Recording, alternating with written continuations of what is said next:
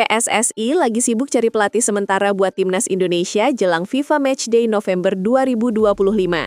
Nama Indra Syafri dan Boyan Hodak jadi kandidat kuat karena pengalaman dan prestasi mereka. Tapi sampai sekarang, belum ada keputusan resmi soal siapa yang bakal duduk di kursi pelatih.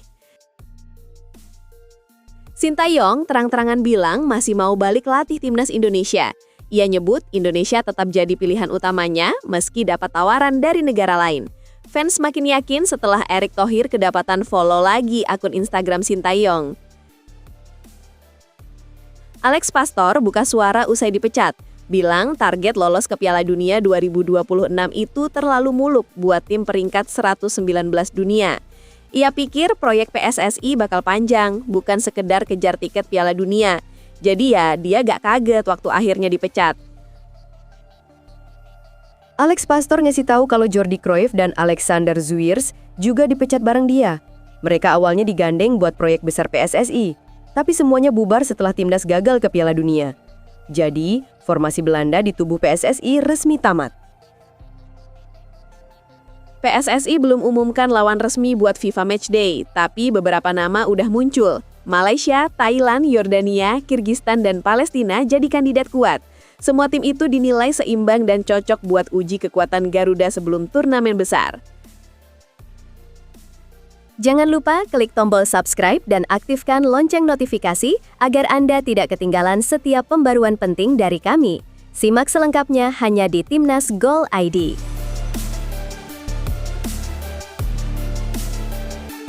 Masa Patrick Kluivert sebagai pelatih timnas Indonesia baru aja berakhir di pertengahan Oktober 2025. Dan sekarang PSSI lagi sibuk mencari sosok baru untuk mengisi posisi sementara. Nama-nama besar mulai bermunculan, tapi dua yang paling sering dibahas adalah Indra Syafri dan Bojan Hodak. Keduanya punya jejak kuat di dunia sepak bola Indonesia. Dan masing-masing membawa keunggulan yang bikin keputusan ini nggak semudah kelihatannya. Indra Syafri jelas bukan nama asing. Dari level junior sampai senior, dia sudah jadi bagian penting dalam pembinaan sepak bola nasional.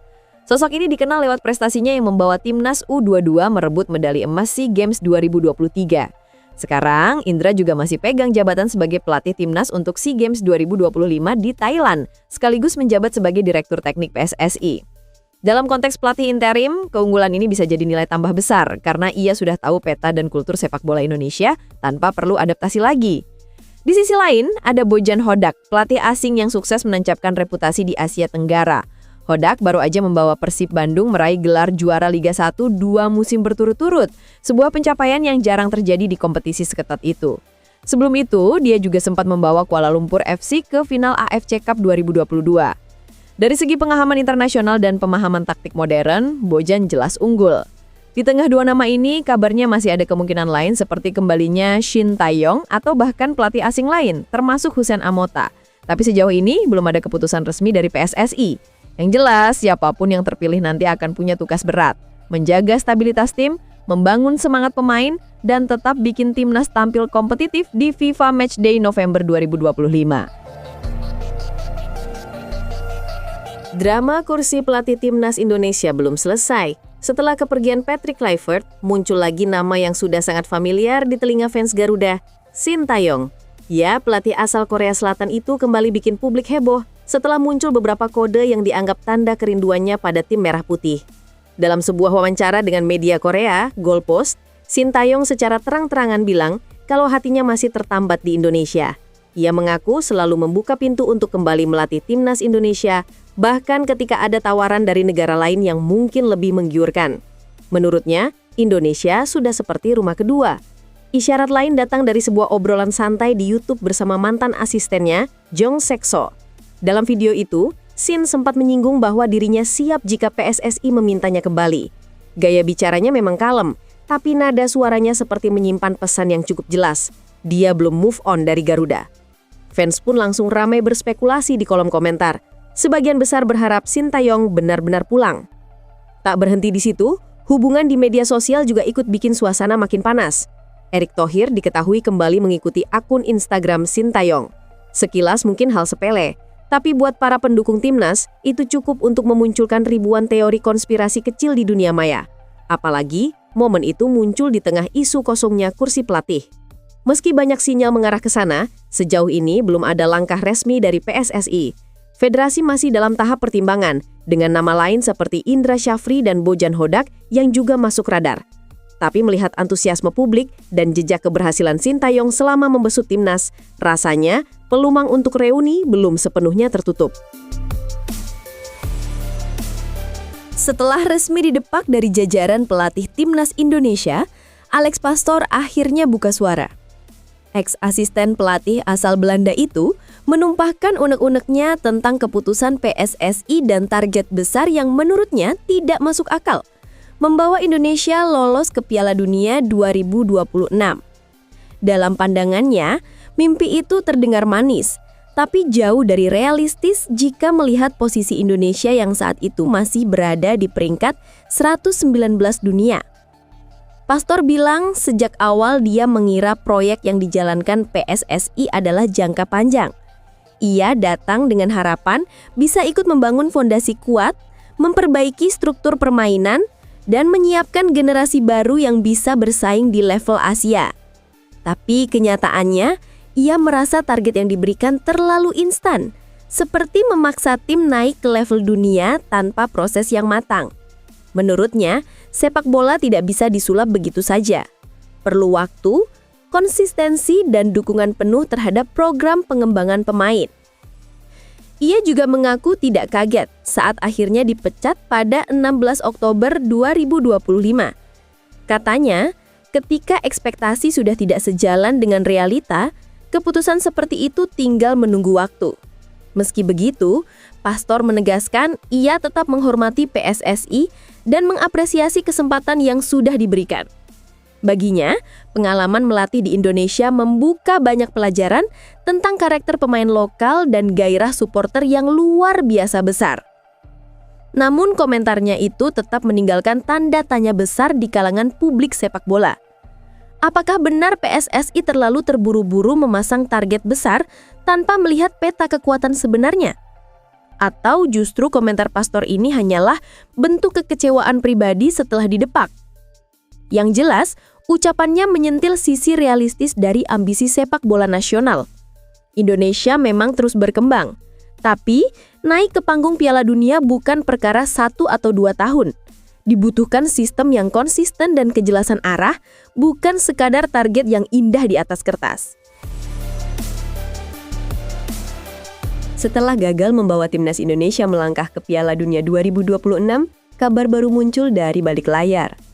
Alex Pastoor akhirnya buka suara dan mengonfirmasi bahwa bukan hanya dirinya yang didepak.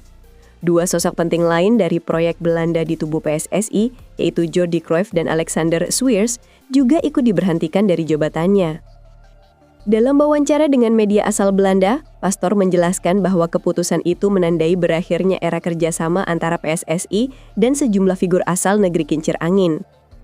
Ia mengaku sudah bisa menebak arah situasinya sejak kegagalan di babak kualifikasi Piala Dunia 2026. Bagi Pastoor, proyek besar yang semula tampak menjanjikan itu berakhir terlalu cepat dan tanpa hasil yang sepadan dengan ambisinya. Jordi Cruyff yang dikenal sebagai putra legenda sepak bola Johan Cruyff sebelumnya dipercaya sebagai penasihat teknis timnas Indonesia. Ia digandeng untuk membantu membangun sistem permainan yang lebih modern dan profesional. Sementara itu, Alexander Swiers menjabat sebagai Direktur Teknik PSSI, posisi strategis yang seharusnya jadi kunci dalam pembinaan pemain dan pembentukan filosofi sepak bola nasional. Tapi kini, keduanya sudah tak lagi menjadi bagian dari struktur tim. Publik tentu masih ingat, kedatangan trio Belanda ini sempat memunculkan optimisme tinggi. Kombinasi pengalaman Eropa dan semangat lokal diharapkan bisa jadi resep ampuh untuk meningkatkan performa Garuda. Namun, setelah perjalanan yang penuh tekanan dan hasil yang tak sesuai harapan, semua berakhir lebih cepat dari yang diperkirakan. Kini, setelah perginya Kluivert, Pastoor, Cruyff dan Swiers, PSSI harus memulai lagi dari awal. Pertanyaannya bukan lagi siapa yang akan datang menggantikan mereka, tapi bagaimana Indonesia bisa belajar dari fase ini. Bahwa membangun tim nasional bukan sekadar soal nama besar, tapi tentang konsistensi dan kesabaran membangun dari akar. Menjelang FIFA Matchday November 2025, Timnas Indonesia masih belum punya lawan resmi. PSSI belum mengumumkan siapa yang bakal dihadapi. Tapi beberapa nama sudah ramai diperbincangkan di media. Mulai dari sesama rival Asia Tenggara seperti Malaysia dan Thailand, sampai tim Asia Barat dan Tengah seperti Yordania, Kirgistan, dan Palestina.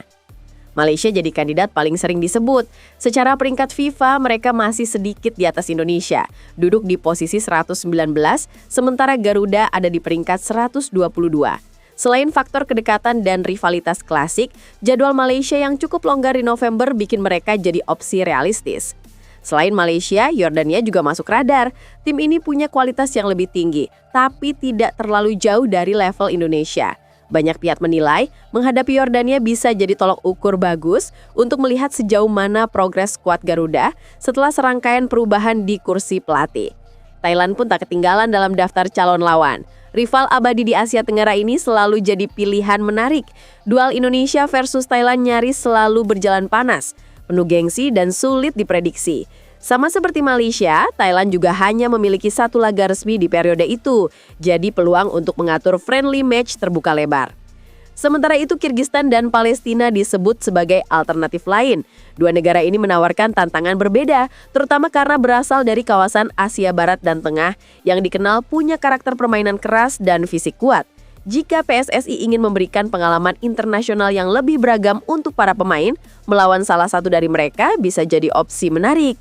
Meski belum ada keputusan final, satu hal pasti, siapapun lawannya nanti, laga di FIFA Matchday November 2025 bakal jadi momen penting. Selain untuk menjaga peringkat FIFA, ini juga bisa jadi ajang uji coba bagi pelatih baru yang akan memimpin timnas setelah pergantian besar di jajaran staf kepelatihan.